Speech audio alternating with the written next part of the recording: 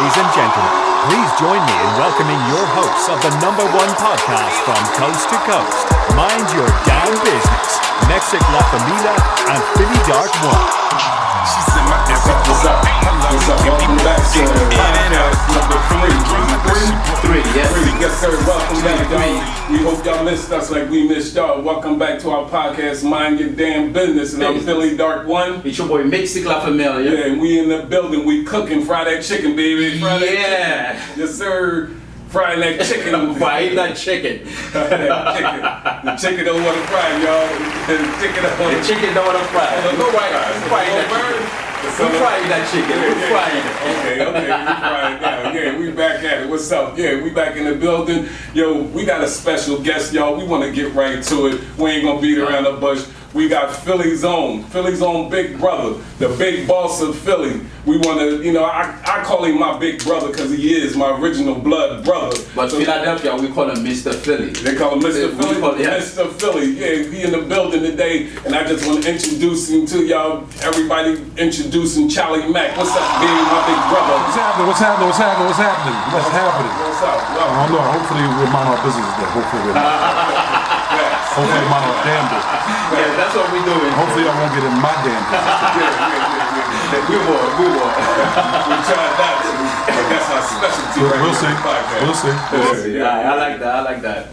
Mr. Philly, for the people that don't know you, tell them a little bit about you. Facts. A little bit about me. Yes. Born in South Philly. Okay. To Charles and Evangeline Ramey. The oldest of 4 kids at that time from that union. Okay. Lived in South Philly until about, born 65, so left and moved to Southwest Philadelphia in about 1973. Stayed up there for maybe a year or two. My mother and father broke up around when I was about 8, 9 years old. Moved back to South Philly.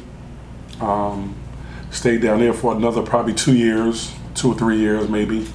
Then moved back to Southwest, then back to South Philly, then back to Southwest, then North Philly, then Albany, then back to Southwest for my formative years. Wow.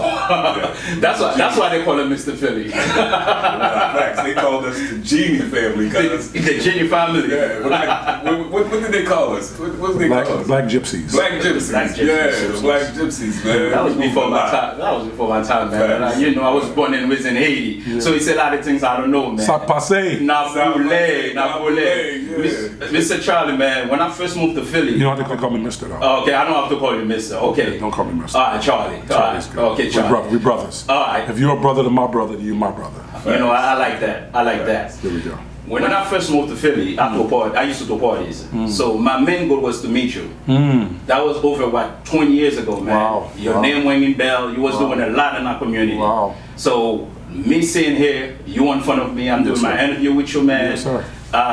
I think that's it for me. I hope it's not. I think that's it for me because I know I got a lot going on.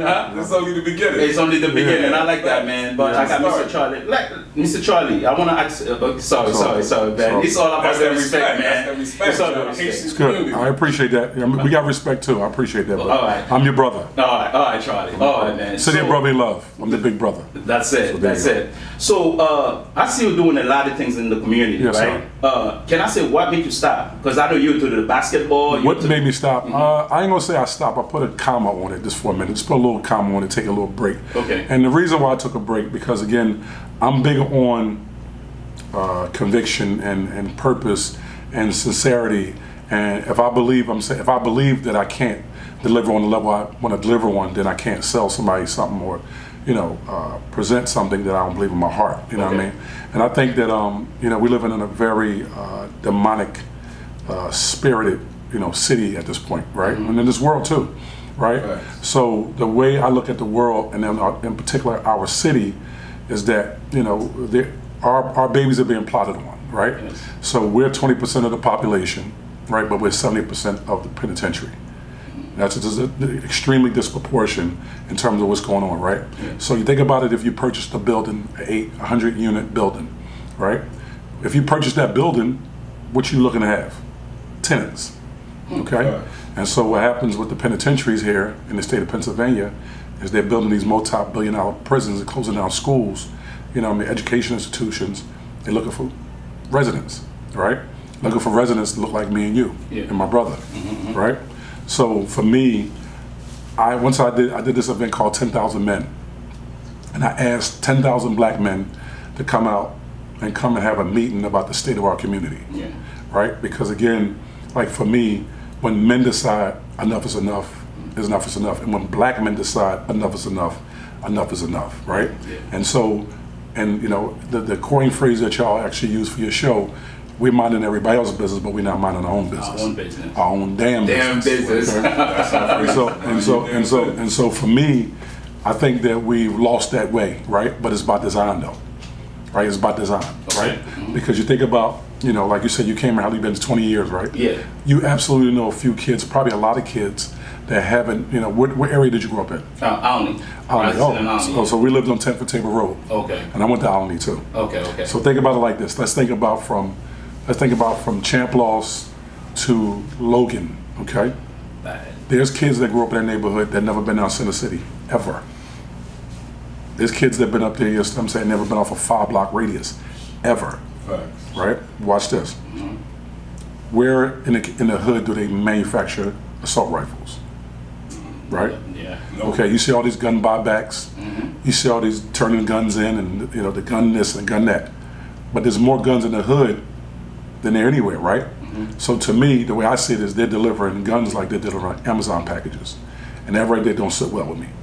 It doesn't sit well with me. So our community is hemorrhaging, and I'm in a bad emotional space with our city because I feel like they're plotting on us. They're hunting us like wildlife, right? And even with that, is a problem for me. So for me, I can't really get in front of that and support that when I know it's designed for us to actually fail. So I won't ever do that. So right now, I'm just going to kind of stand back for a minute and just see, because now the babies are like 11 years old, and they are babies. They look like me and you, and like my brother. They are babies, right? And so we grew up in the streets, and we had a platform, and we had old heads, right? That's a lost situation right now, right? So when I was younger, right, and it was gang wars going on, I walk up in the corner, the old heads say, "Young boy, come here for a minute. Hey, take this little $5 or whatever, quarter, whatever it was, and pat you on your head till you go home. You don't need to be out here." Now what happens is the old head walk on the block, and he see 25 young boys standing in the corner, he run back the other way. So that's a bad day. Yeah. When the older and the elders are afraid. Miss Ann lived on a community for 50 years. Miss Ann sent us to store, gave her 25 cents. Miss Ann sat on the block till it was dark, late at night, right? Miss Ann on the block, she raised our mother, right? Now Miss Ann gets them, says a prisoner in her own home, she got bars up to her window at 3 o'clock in the afternoon. And guess what? Our sons go and rape Miss Ann. Miss Ann's a pillar of the community, and we don't protect our own. It's a sad day, when the black man is standing up for his mother, for his family, for his country, for his city, for his community, for his family. And I was in the meeting that I did with 10,000 men was, I just want to make sure, I told you make sure that you take care of your mom, take care of your wife, take care of your kids. Don't even worry about mine. I got mine, you get yours. You say, how much you gonna pay me to do that? It's a horrible day. That's where we are right now. It's crazy. How much you gonna pay me to make sure my wife get to and from work? How much you gonna pay me to get my kids to and work from school? How much you gonna pay to get my grandma, my mother to and from, bingo, or the hospital? Okay. How much you gonna pay me? Yeah. Okay? It's crazy, man. It's a world, man. It's a mixed up, crazy, demonic spirit. Believe it or not, it's the same thing going on back home, man. It's the same thing. Well, that's why I said the world. That's why it's a demonic spirit in the world. Yeah. You know what I mean? So if you have a message to the youngin right now, what would you say to them? My message is always consistent.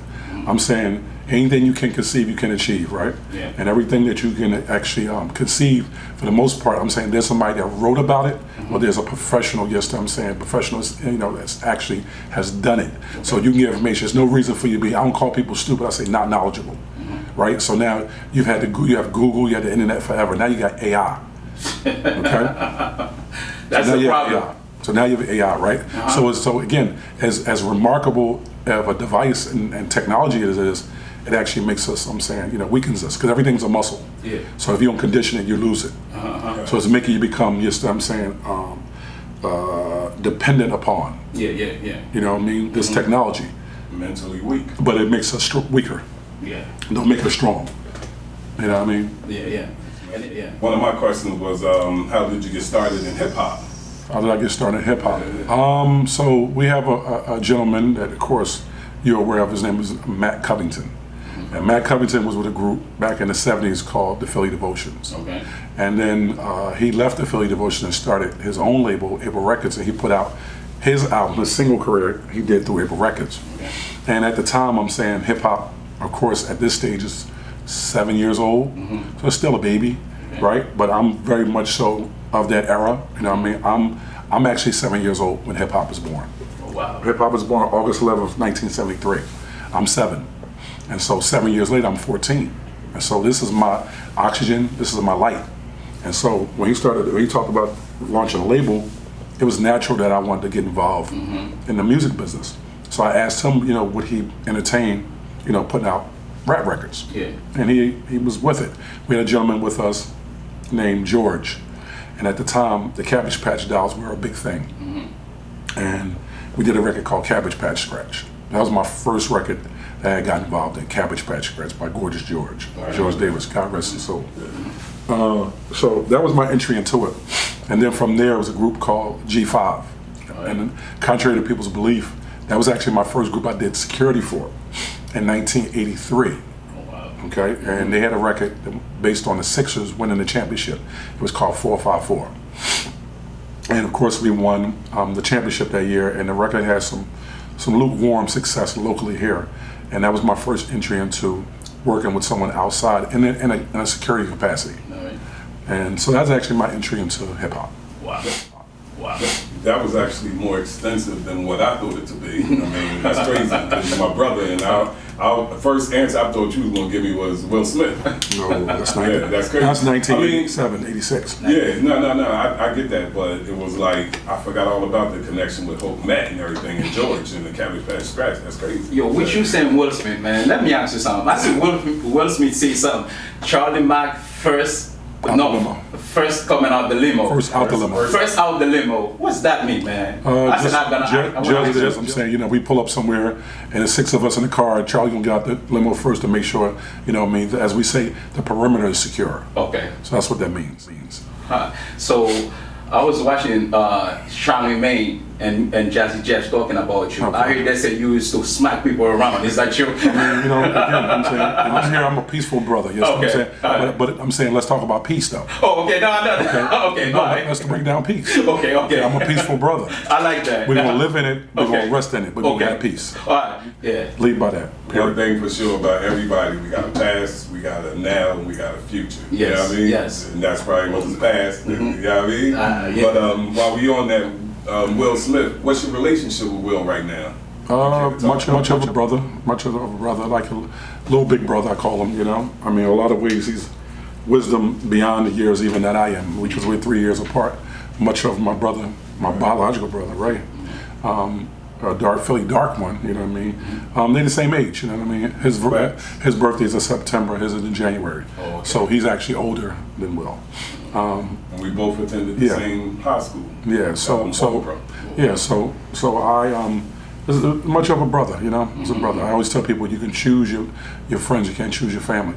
So what happens is you journey with people. You know what I'm saying? You like-minded, you know, like. And so, you know, we hooked up 1987, you know, and pretty much was inseparable for a good 5 to 10 years. Yeah. And we went around the world and try to, you know, spew love. Okay. Love, peace, and happiness. Al Green on them. It's funny that he say that. Know about the smack that was heard around the world, that was sold around the world by millions, and we just would like to know, how did Will? I'm quite sure Will reached out to you, and what, if anything, did you have to say to Will to help him through that whole process? Well,